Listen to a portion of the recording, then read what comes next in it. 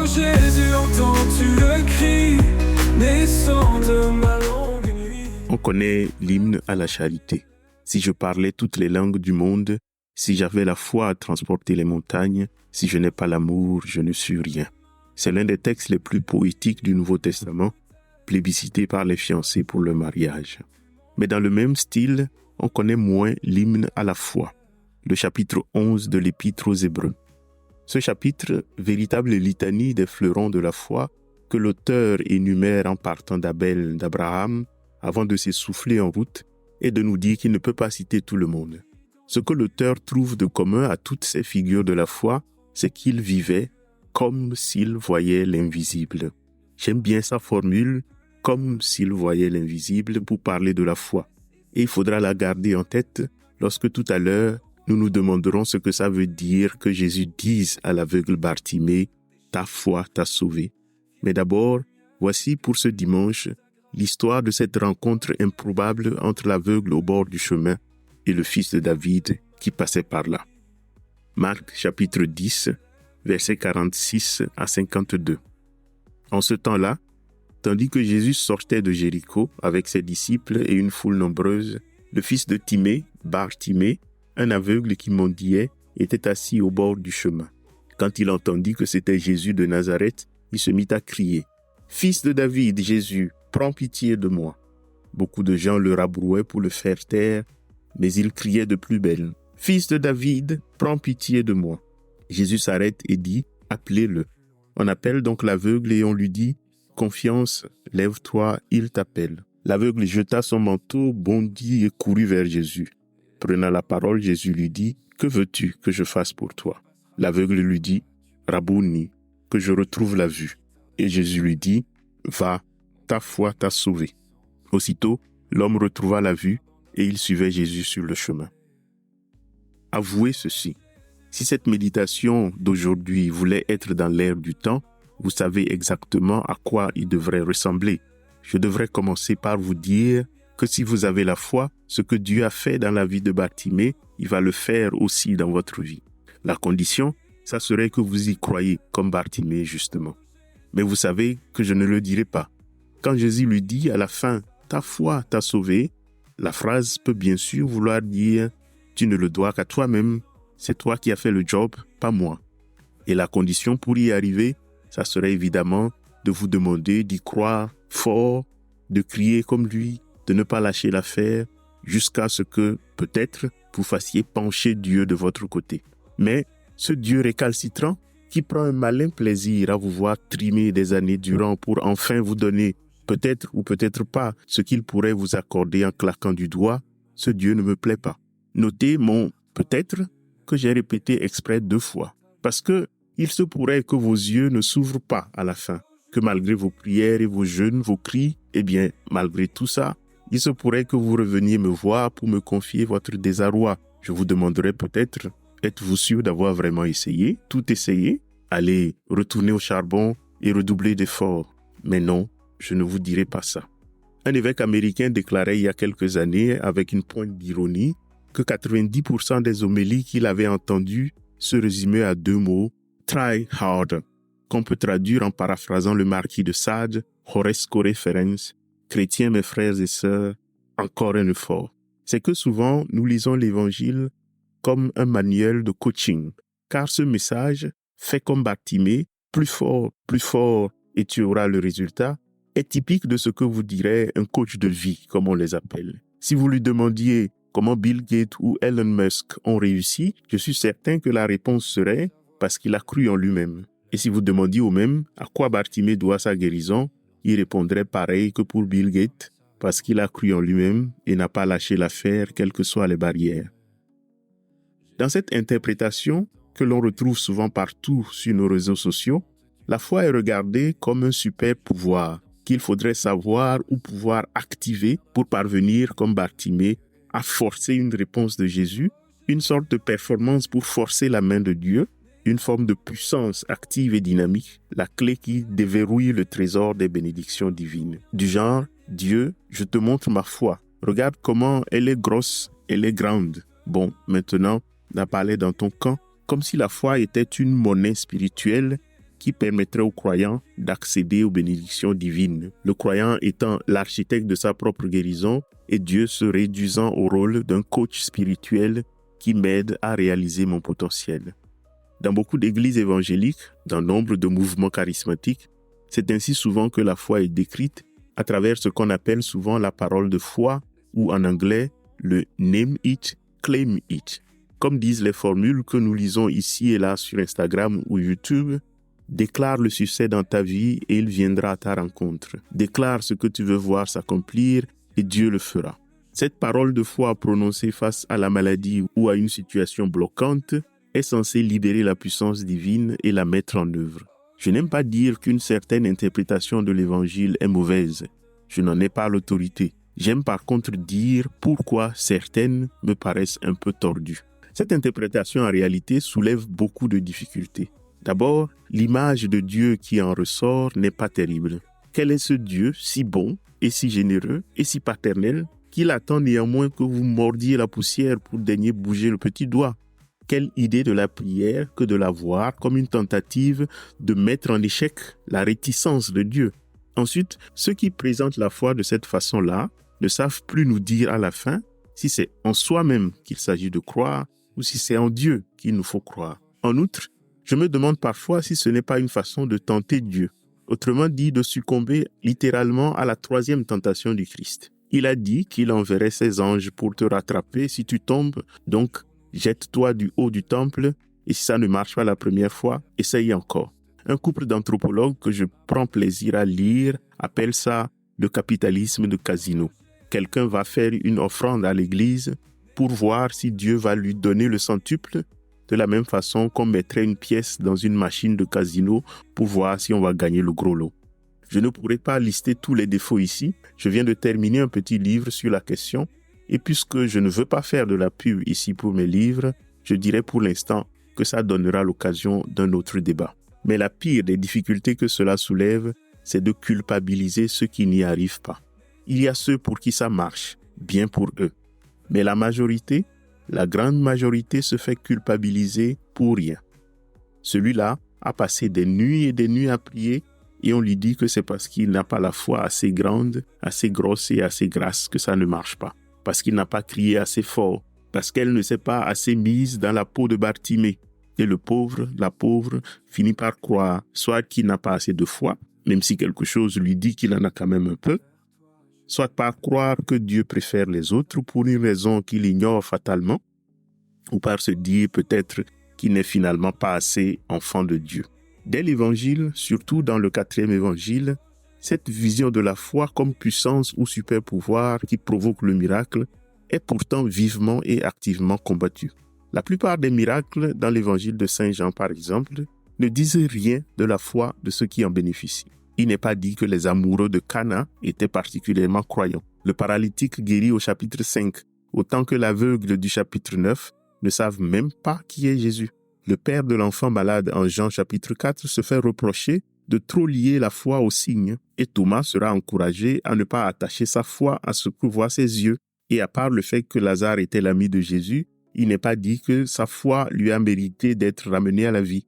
C'est que la foi, avant d'être une puissance qui partirait de nous pour influencer Dieu, est d'abord un don qui vient de Dieu vers nous. Un don que Dieu nous fait, une ouverture qu'il provoque en nous, une force qui vient d'abord de lui et nous pousse en direction de la vie éternelle, une force qui veut nous faire tomber dans le royaume de Dieu. La foi ne vient pas de nous, mais de Dieu. Et c'est pourquoi les théologiens l'appellent une vertu théologale.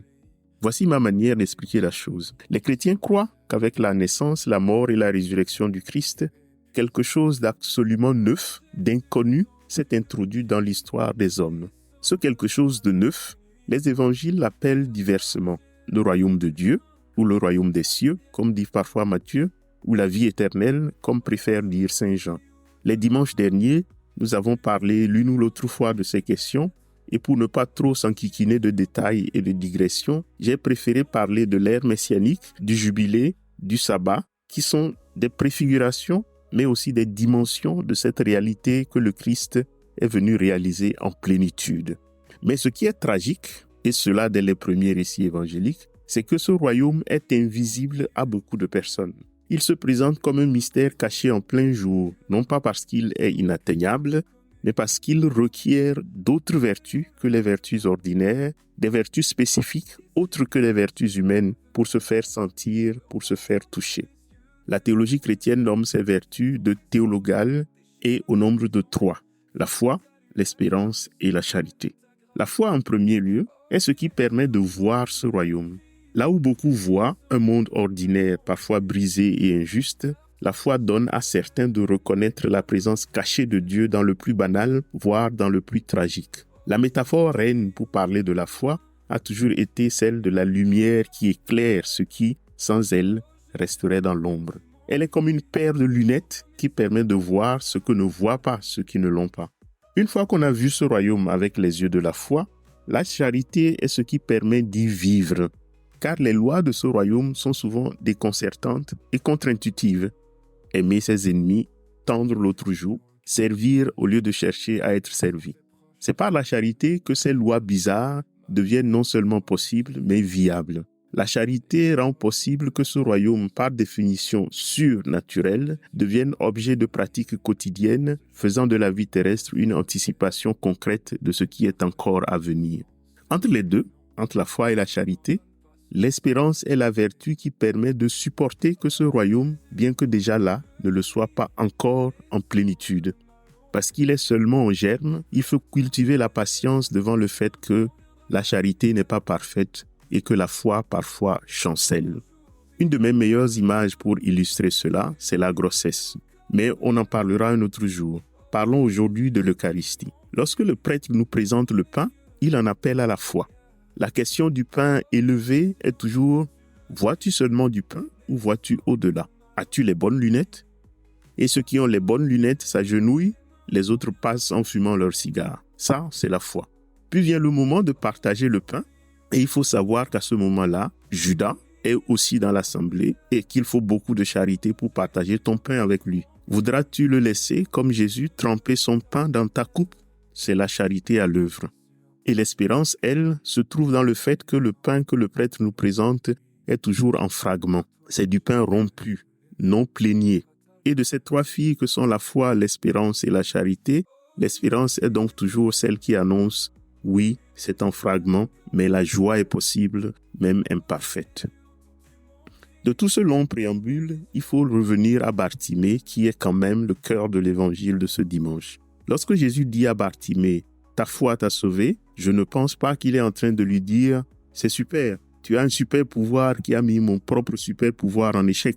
Je crois qu'à ce moment-là, la phrase de Jésus veut simplement dire « Bartimée, bienvenue dans le royaume. Tu as vu ce que d'autres ne voient pas. Et mieux encore, tu l'as vu en étant aveugle. » Bartimée, comme dit notre hymne à la foi, a agi comme s'il voyait l'invisible, car si l'on veut vraiment prendre l'évangile de ce dimanche à sa racine, ce n'est pas tant dans ce qui s'y passe qu'il faut chercher, mais dans ce qui s'est passé bien avant, que l'évangile laisse sous-entendre sans le raconter. Bartimée, lorsqu'il entre en scène, sait déjà qui est Jésus, non seulement en tant qu'un homme de Nazareth, mais comme fils de David, ce titre messianique qui portait l'espoir de tout un peuple. C'est comme fils de David que Jésus est annoncé par l'ange à sa mère Marie dans Luc chapitre 1. Bartimée sait, ou du moins il croit, que Jésus porte en lui les signes de l'ère messianique, de cette ère où, comme l'annonçaient les prophètes, les aveugles verront et les sourds entendront. Que ce soit un aveugle qui voit cela, voilà ce qui est extraordinaire. Ce que Jésus appelle sa foi, qui l'a sauvé, ne se trouve pas dans la puissance de son cri, ni dans l'insistance de sa voix. Elle est ailleurs, dans ce regard intérieur qui voit avant de voir, qui entend avant d'entendre.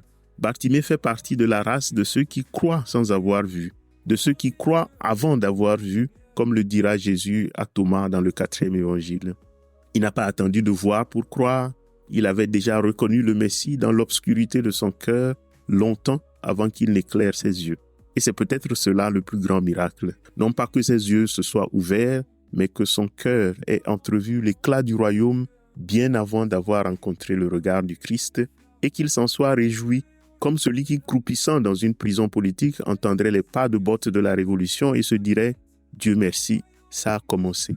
Dans cette logique, sa guérison n'est plus un coup de théâtre, elle devient une évidence du royaume. Chez ceux qui voient avec le cœur, les yeux finissent par s'ouvrir. Chez ceux qui entendent avec le cœur, la parole finit par résonner. Dans ce sens, comme dirait le meilleur de la théologie, le contraire de la foi n'est pas l'incroyance, mais l'inattention. L'incroyance peut être une étape transitoire, une tension qui ouvre à la possibilité de croire. Mais l'inattention, c'est l'ennemi sournois de l'âme. C'est une léthargie spirituelle qui laisse passer la vérité sans jamais la voir, un manque de vigilance qui rend imperceptible la présence de Dieu. Malheureusement, cette inattention peut aussi naître d'une fixation excessive sur un miracle particulier. Seigneur, je veux tel miracle, qui devient alors une obsession, fermant ainsi les yeux et les oreilles aux 1000 milliards d'autres miracles qui nous entourent. À force d'attendre que Dieu agisse selon nos propres critères, à force de lui dicter ce qu'il doit faire dans notre vie, ce qui est souvent notre compréhension de la foi et de la prière, nous devenons sourds et insensibles à tout ce qu'il fait déjà, que ce soit dans nos vies ou dans celles des autres. Je renvoie ici à ma petite méditation sur le rosaire. L'enjeu de la vie chrétienne, c'est peut-être moins d'augmenter la quantité de notre foi que d'affiner notre regard, de nous laisser guérir les yeux comme Bartimée.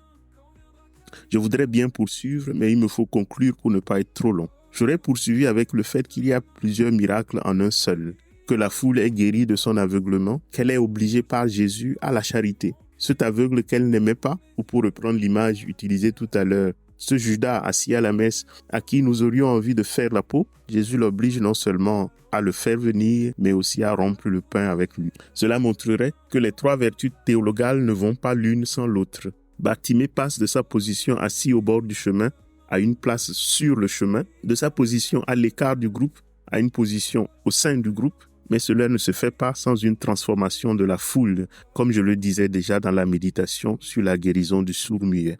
Les trois vertus théologales ne vont pas l'une sans l'autre. Et si jamais Bartimée avait cru sans obtenir la guérison, et si la foule s'était fermée à la charité, il faut espérer qu'il resterait encore l'espérance. La flamme qui rallume la lumière intérieure quand elle vacille pour lui faire espérer les jours du Messie. Mais je l'ai dit, il faut conclure. Et je vous laisse aujourd'hui avec 3 citations à méditer. La première est de Stanley Hauerwas, dont j'ai déjà parlé ici, qui dit « La foi chrétienne est en grande partie issue de quelque chose que les chrétiens proclament avoir vu, mais qui reste invisible au monde. » La seconde citation est de Ivan Illich, dont je parlerai sans aucun doute une prochaine fois. Ce qui distingue ceux qui ont la foi de ceux qui ne l'ont pas, c'est que toute leur vie est une célébration permanente de Dieu dans l'histoire. Dans cette perspective, celui qui a la foi et celui qui ne l'a pas sont comme 2 personnes qui entendent une blague.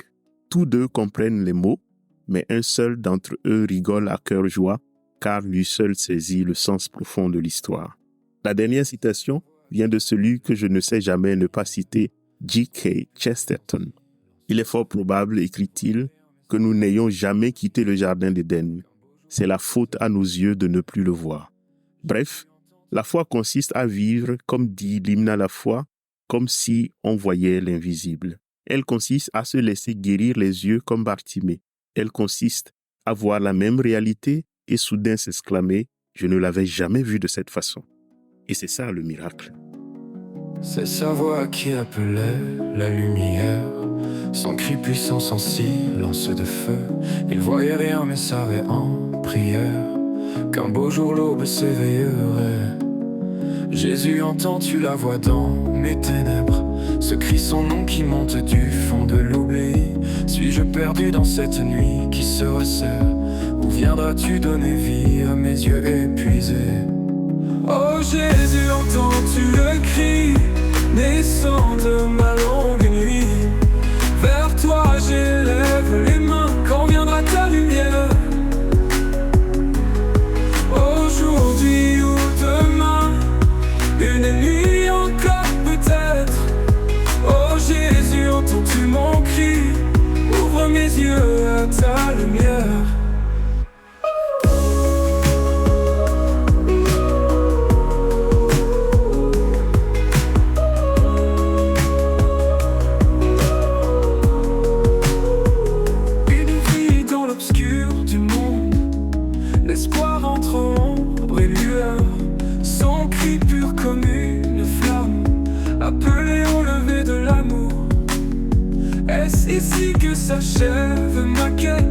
le royaume où mes yeux verront le jour.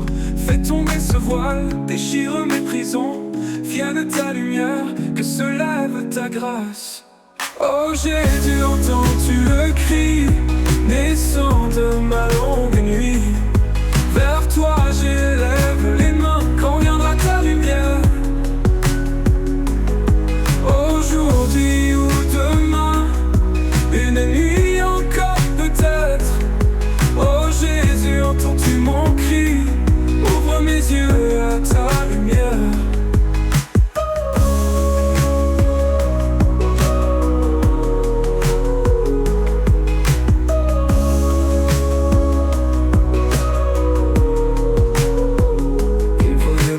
Que ses yeux, il sentait proche ce feu précieux, malgré l'espoir en souffrance et les heures lourdes de silence.